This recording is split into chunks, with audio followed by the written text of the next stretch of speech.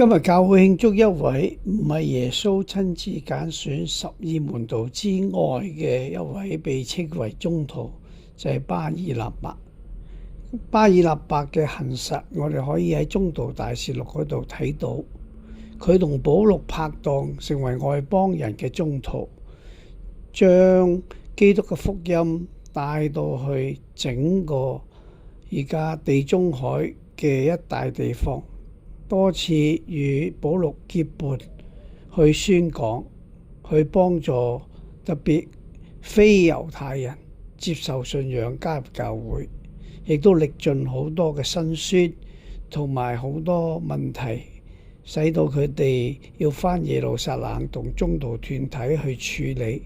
但係天主嘅聖神一直陪伴佢哋，使到佢哋能夠完成上主嘅化工。最後巴爾納伯亦都致命為主交付佢嘅生命。所以我哋效法呢一位非耶穌所揀選嘅宗徒一樣，終身咁為主服務，獻出我哋嘅一切。